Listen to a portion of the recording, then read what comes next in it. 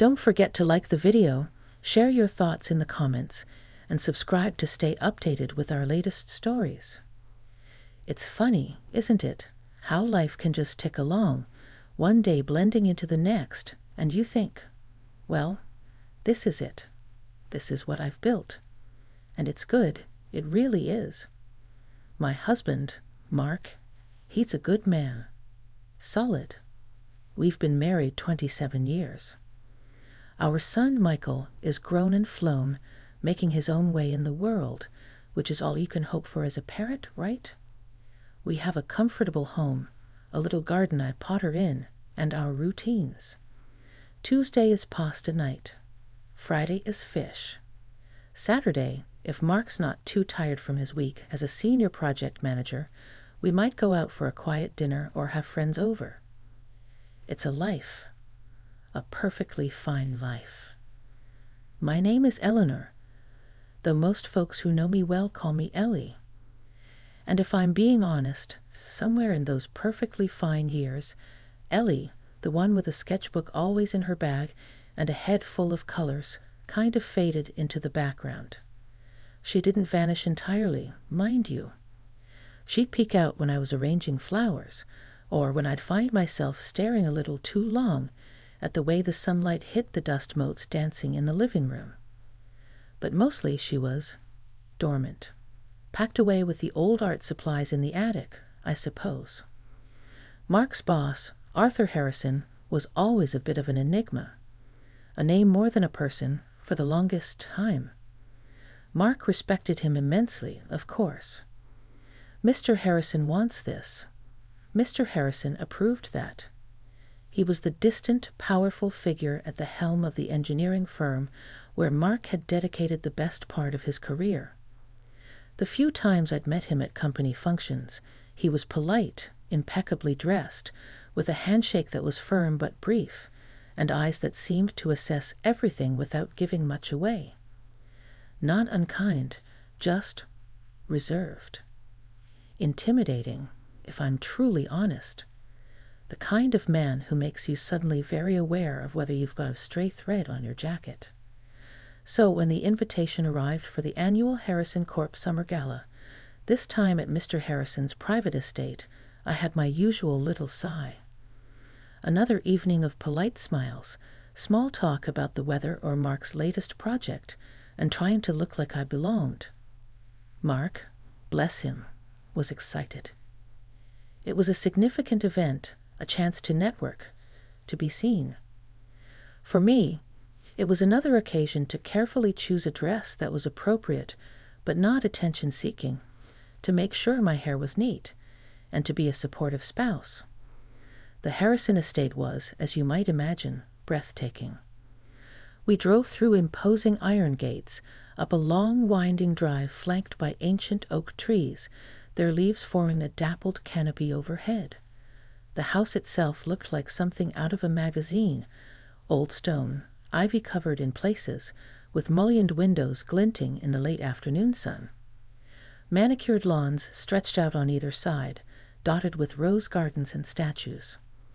It was the kind of place that made our comfortable little home feel like a doll's house. Inside, it was a soft hum of conversation, the clinking of glasses, and the scent of expensive perfume mingling with lilies. I found myself a quiet spot near a large window overlooking a terrace, nursing a glass of sparkling water, while Mark plunged into the sea of suits and polite laughter. I was watching the light fade outside, painting the sky in shades of lavender and rose, feeling that familiar sense of being an observer, a plus one, when a voice beside me said, "Mrs. Walker." "Eleanor, isn't it?" I turned, startled. It was Arthur Harrison. Standing alone, without the usual phalanx of junior executives, he held a small plate with a single canapé on it, looking almost approachable. "Yes, Mr. Harrison." "Hello," I managed, trying to sound more composed than I felt. My mind did a quick scan. Dress okay. Hair okay. No spinach in teeth? "Arthur, please," he said with a small, almost shy smile that completely changed his face, softening the stern lines I was used to. "I hope you're enjoying yourself." "Oh, yes, it's a lovely evening." "Your home is beautiful," I replied, meaning it. He nodded, looking out the window with me for a moment. "Thank you. My late wife, Clara, had a great deal to do with how it looks, especially the gardens." There was a flicker of something in his eyes then, sadness, but also a deep warmth. It was the first time I'd ever thought of him as having a personal life, a history filled with love and loss, just like anyone else. We stood in comfortable silence for a beat, which was surprising in itself. I usually felt the need to fill silences, especially with someone so important.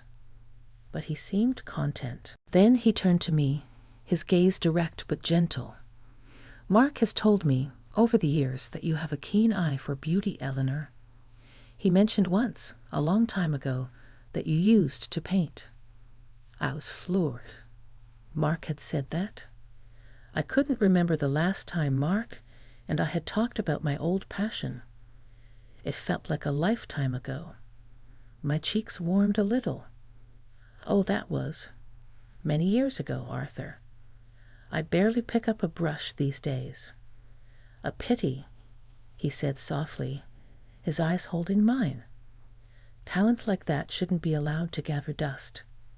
He paused, and there was a shift in the air, a subtle tension that wasn't uncomfortable, but rather expectant. Like the moment before a conductor raises his baton. "Eleanor," he continued, his voice a little lower, "I have something here, something Clara left unfinished. It's been on my mind for a very long time. And seeing you tonight, remembering what Mark said, it's given me a rather unexpected idea. I wonder if I might impose on you for a moment of your time, perhaps later this week? There's something I'd very much like to show you. Something I believe you, of all people, might understand." His words hung in the air, simple, yet laden with an unspoken significance. It wasn't a command, not an order from the big boss. It was a request, almost a vulnerable one. And it wasn't about Mark's job or company business. It was about me, Eleanor. The dormant artist. My heart gave a little flutter, a mixture of apprehension and a strange, unexpected thrill. What on earth could Mark's formidable boss want to show me? Something he thought only I would understand. Before I could overthink it, before the usual chorus of self-doubt could chime in, I heard myself say, "I'd be happy to, Arthur." "Of course." He smiled then, a genuine, relieved smile that reached his eyes. "Excellent. My assistant will call you to arrange a suitable time." "Thank you, Eleanor." And just like that, he nodded and moved back into the throng, leaving me by the window with a rapidly beating heart and a head full of questions. The perfectly fine, predictable rhythm of my life had just hit an unexpected note, and I had a feeling nothing was going to be quite the same. A few days later, a polite, efficient voice on the phone, Mr. Harrison's assistant, just as he'd promised, arranged for me to visit his estate on a Thursday morning. Mark was intrigued, of course. "Mr. Harrison wants to see ***. "What about?" he'd asked, a touch of surprise in his voice. I just shrugged and said Arthur had mentioned something about his late wife and wanting an opinion on something, which was vague but true. Mark didn't probe further. He had a big project deadline looming, and his mind was elsewhere. Part of me was relieved. This felt personal. Mine. The drive back to that grand estate felt different this time. No gala crowds, no string quartet. Just me in my sensible set-in, feeling a strange mixture of nervousness and anticipation. What had I agreed to? What could this powerful, reserved man possibly want from me?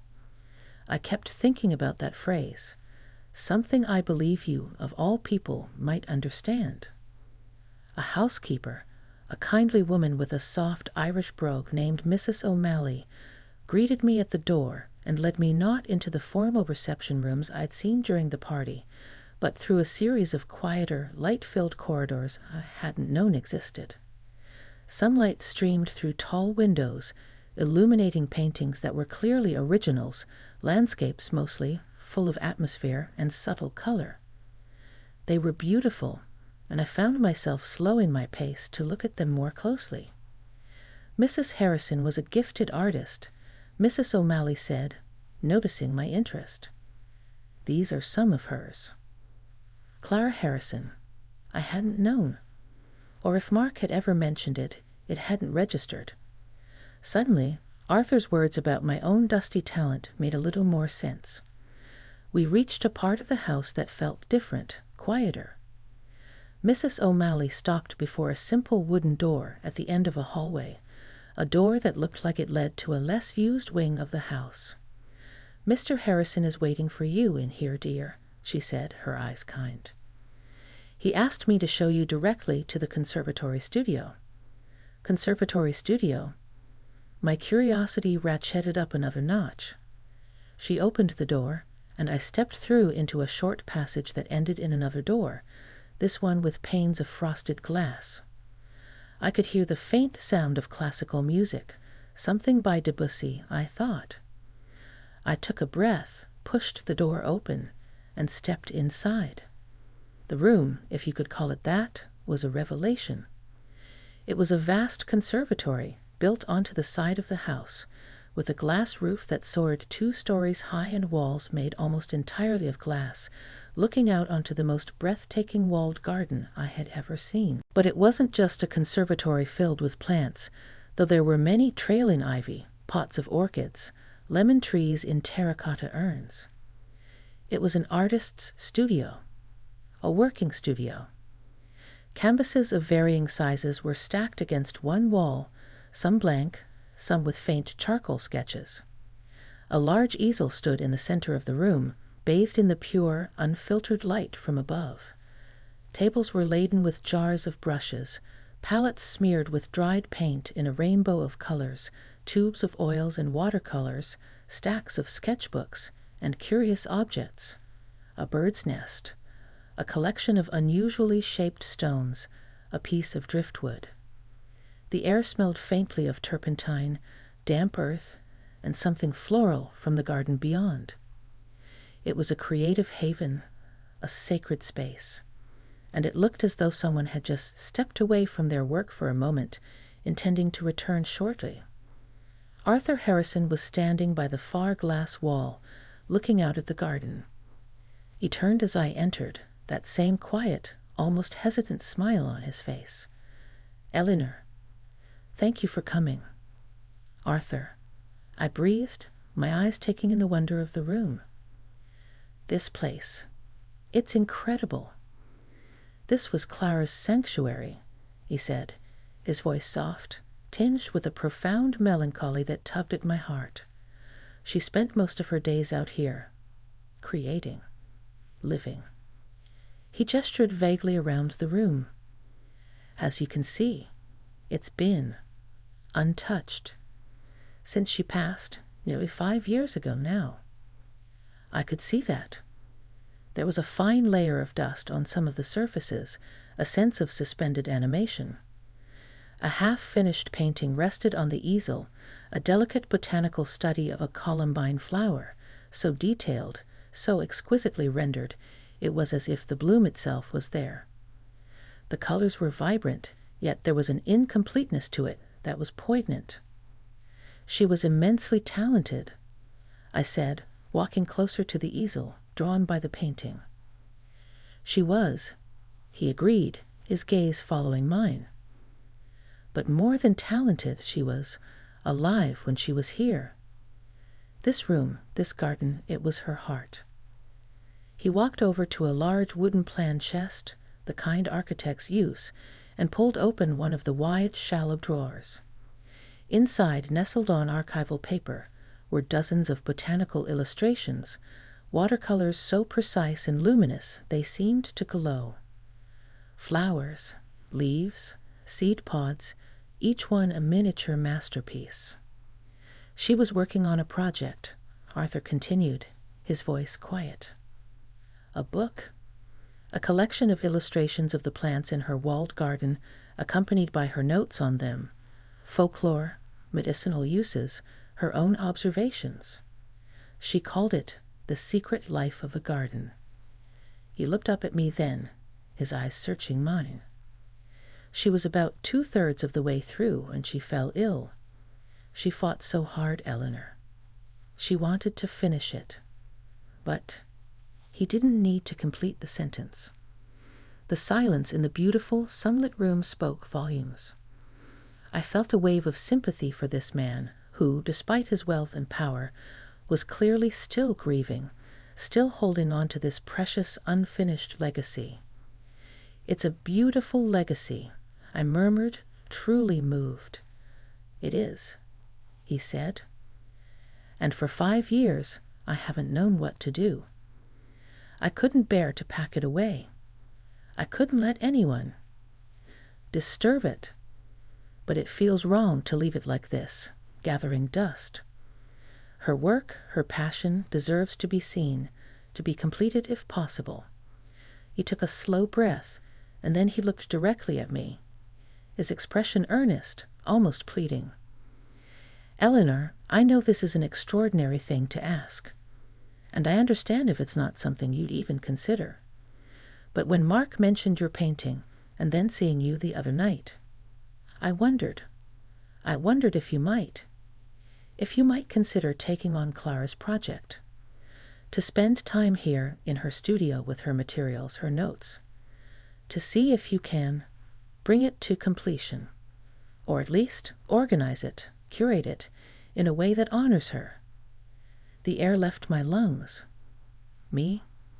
Take on something so personal, so precious? The audacity of the thought, the sheer improbability of it, was staggering. I wasn't a professional artist. I was Ellie, who used to dabble. The responsibility felt immense, terrifying even. But as I looked around that stunning studio, at the light, the colors, the silent invitation of the unfinished work, something deep inside me, something I'd thought long dormant, stirred with a powerful, undeniable yearning. It was the most unexpected, most unbelievable offer I could have ever imagined. My quiet, predictable life was suddenly poised on the brink of something extraordinary. I stared at him, words failing me for a moment. Arthur Harrison, Mark's somewhat formidable boss, was offering me a chance to step back into a world I'd left behind decades ago, not just any world, but one infused with the spirit of a woman I'd never met, yet already felt a connection to through her beautiful, vibrant art. He saw the shock on my face, the hesitation. There's no pressure, Eleanor, he said quickly, his voice gentle. Absolutely none. It's a significant undertaking, I know, and perhaps an entirely inappropriate one to ask of you. Think of it, please. Take your time. There would be no financial obligation on my part, to be clear, nor from you. This isn't about employment. This is about, well, as I said, perhaps honoring Clara's memory, and maybe, he added, his gaze softening, giving an artist a chance to use her gifts again. His words, giving an artist a chance to use her gifts again, resonated deep within me. An artist. He called me an artist. Not Mark's wife who used to paint a bit. It was like he'd seen a part of me that had been invisible for so long, even to myself. I walked slowly around the studio, trailing my fingers over a cool marble tabletop, picking up a worn brush, its bristles stained with a faded cerulean blue. The light, the scent of the place, the silent presence of Clara's passion, it was all incredibly seductive. A forgotten dream, a path not taken, suddenly illuminated. Her notes, I said, my voice barely a whisper. Are they complete? Arthur moved to a bookshelf filled with journals and leather-bound notebooks. She was a meticulous record keeper. Diaries, garden journals, sketches with copious annotations. I believe everything you would need is here. Her research was thorough. He pulled one out, its pages filled with elegant script and small, precise drawings. This was her process. She would observe, sketch, research, and then paint. I took the offered journal, its worn leather cover soft beneath my fingertips. Opening it, I saw pressed flowers, delicate pencil drawings of leaf veins, handwritten notes about the way the light fell on a petal at dawn. It was intimate, a window into her soul. The fear was still there, a cold knot in my stomach. The fear of not being good enough, of failing to do justice to this woman's work, to Arthur's trust. But beneath the fear, something else was unfurling, a fragile, hesitant bloom of excitement, a sense of purpose I hadn't felt in years. Can I think about it for a day or two? I asked, finally meeting his gaze. It's a lot to take in. Of course, he said immediately, relief evident in his expression. Take all the time you need. The studio is here. It's not going anywhere. He paused. And Eleanor, whatever you decide, thank you for listening. It meant a great deal to me to even be able to share this with someone I felt might understand. Understand. There was that word again. And the truth was, I did understand. I understood the passion, the need to create. I understood the silence of a gift unused. Driving home, my mind was a whirlwind.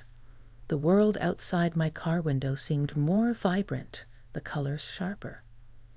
It was as if Arthur's offer had somehow polished a lens within me.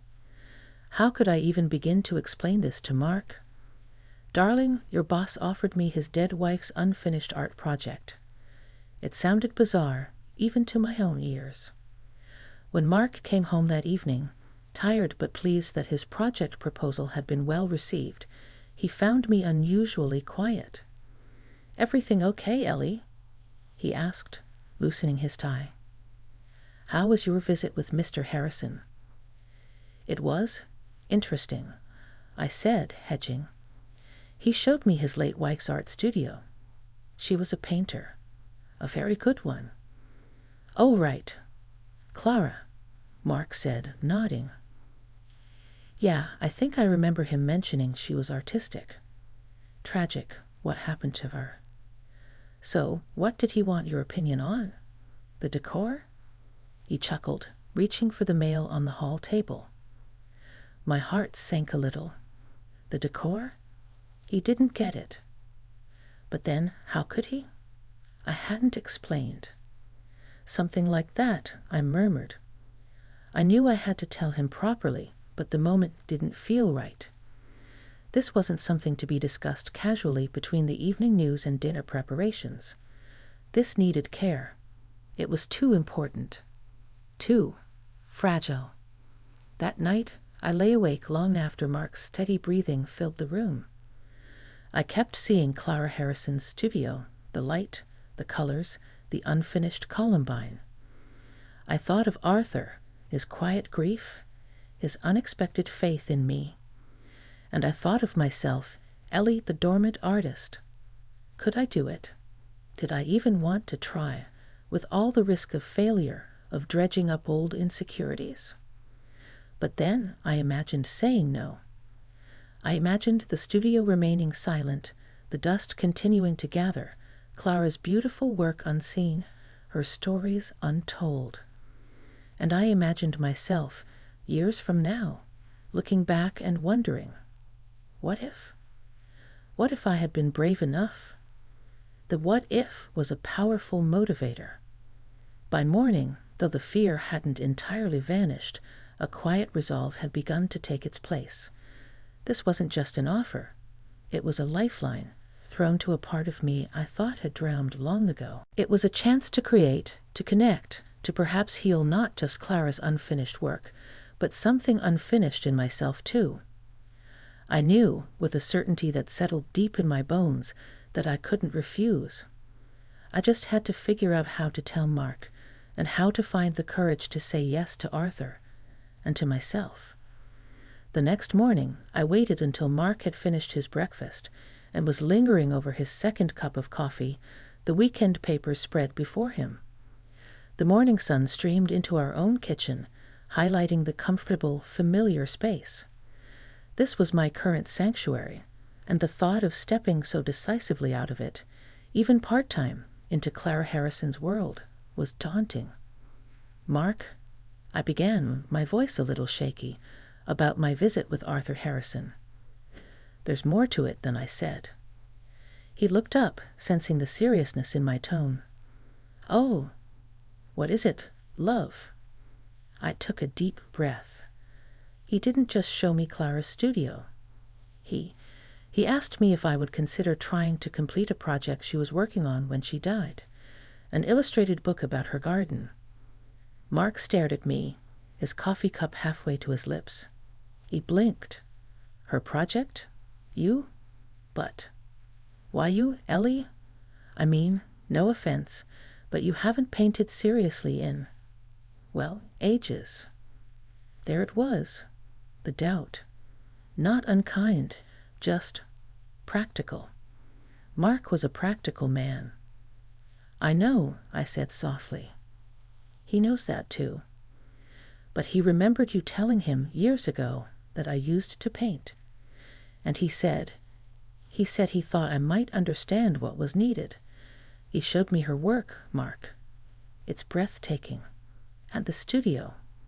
It's like a dream." My voice filled with an enthusiasm I couldn't quite contain. Mark frowned, rubbing his chin. "So he wants to hire you? To finish a book?" "No, not hire. Not exactly," I tried to explain. "It's not about money. It's about honoring her. He's not expecting me to be her, or even to necessarily publish it. Just to engage with it, to see what can be done. He's given me complete freedom to just try." He was silent for a long moment, looking at me, then around our familiar kitchen, as if trying to reconcile the Ellie who made his breakfast with the woman being offered this extraordinary artistic task. "And you want to do this?" he asked, his voice carefully neutral. This was it, the moment of truth. "Yes," I said, meeting his gaze directly. "Yes, Mark, I really do. It scares me half to death, but I feel like I have to. It's like a door has opened to a room I'd forgotten existed." He continued to look at me, a complex expression on his face. Surprise, a little confusion, maybe a touch of something else I couldn't quite decipher. Was it concern? Or perhaps, just perhaps, a dawning understanding? "It would mean spending time there, at his estate," I added, wanting him to grasp the practicalities. "A few days a week, maybe. I don't know yet." He finally put his cup down. "His late wife's studio, eh? And Arthur, Mr. Harrison. He trusts you with this?" "It seems so," I said. Mark leaned back in his chair. He was quiet for what felt like an eternity. I held my breath, bracing myself for objections, for practical concerns about my time, about the unusual nature of the request from his boss. I worried he might feel it was inappropriate, or that it would somehow reflect on him at work. Then he gave a slow nod. "Well, I'll be," he said, a small smile finally touching his lips. "My Ellie, an artist in residence. Who'd have thought?" He looked at me, and this time I saw a warmth in his eyes, a flicker of pride that I hadn't expected. "If you want to do it, love, and you feel it's right, then you should do it. Life's too short to let rooms stay forgotten, eh?" A wave of relief so profound washed over me, I felt my eyes prickle. His support, his simple acceptance, meant more than I could say. "Thank you," I whispered. He reached across the table and took my hand. "Just promise me one thing." "Anything." "You'll still make pasta on Tuesdays," he said, teasing glint in his eye. I laughed, a genuine, happy laugh. "Of course," I said. "Some things are sacred." The conversation wasn't over, not by a long shot. We talked more that morning, about the details as I knew them, about Clara, about Arthur's surprising offer. Mark asked questions, practical ones, but also ones that showed he was trying to understand the emotional pull of it for me. And as we talked, I felt a renewed sense of connection with him, a quiet appreciation for his willingness to see me, Ellie, beyond the comfortable roles I inhabited in our life together. Later that day, I called Arthur Harrison's assistant and asked her to convey a message. Eleanor Walker would be honored to accept Mr. Harrison's offer. The butterflies in my stomach were doing acrobatics, but beneath them there was a sense of rightness, of stepping onto a path that, however unexpected, felt like it was leading me home to a part of myself I'd missed for far too long. The real journey, I sensed, was just beginning, and I truly couldn't wait to see what happened next.